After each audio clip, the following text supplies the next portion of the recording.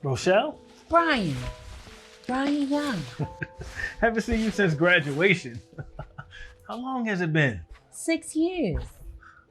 Which firm did you go with? I'm with Goldstein and Hill. Wow, big time. I guess that's what a 3.9 GPA will get you. Yeah. Well, that's a 3.95. Excuse me. So, what about you?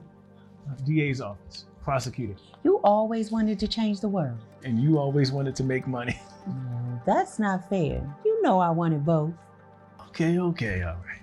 Well, judging by your briefs, we're on the opposite side of this case, which doesn't seem right. Why? Because my client is white? No, because he shot a black man. Who illegally gained access into his property. Mr. Stryber was only That's protecting some his BS property. and you know it. Reggie Kearns knocked on your client's door. And when your client felt the least bit threatened, he opened fire on an unarmed black man. It was man. close to midnight. Now, what would a black man be doing at that time of night, knocking on someone's door? Did he not have a cell phone? He lost it at a party he was attending that night. Uh-huh. And he was also inebriated. Drunk? Yeah, he was at a party. In a neighborhood full of $1 million homes? I don't think so. Well, the last time I checked, knocking on someone's door wasn't a crime. Mr. Stryber was well within his right to protect himself, and since this is a stand your ground Well, stage, that just solves everything, doesn't it? Are you that blind, Ro? You know good and well your client had no probable cause to open fire on an unarmed black man? An unarmed man, period. But because he's black, you think I have no business defending a white man in this matter, right? I didn't say that. You don't have to. Your client also has 2 priors, one of which is breaking and entering. He was 16 at the time. He served a year in juvie for assault and battery. I mean, it's so cut and dry. Is it? Did you know Reggie was a counselor to troubled teens? And since he is, or was, 42 years old, his record was expunged? Did you also know that he was at a dinner party next door to your client pitching a new youth program to his benefactors? Mr. Kearns was clearly drunk when he tried to gain entry into Mr. Stryber's home. He lost his phone at the party.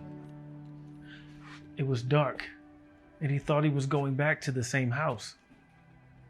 He had one drink because he was nervous to speak in front of all those white folk. He walked right into my client's home. Did he? Yes. I have a witness that says he never made it into your client's house. Is that right? And what eyewitness is this? Is this eyewitness even on the list? No, but he will be. And it's the same witness that noticed Reggie had left his phone. So he went outside to try and catch up with him and to congratulate him on being down. Reggie was shot on the front stoop, then dragged inside. Who said this? Mr. Stryber's next door neighbor, Stan Charles. You only have one witness that speculates that my client acted in malice and premeditation. Well, he said Stryber was a bit of a jerk. Now you can add murderer to the list. Where are you going? I'll see you in court, counselor.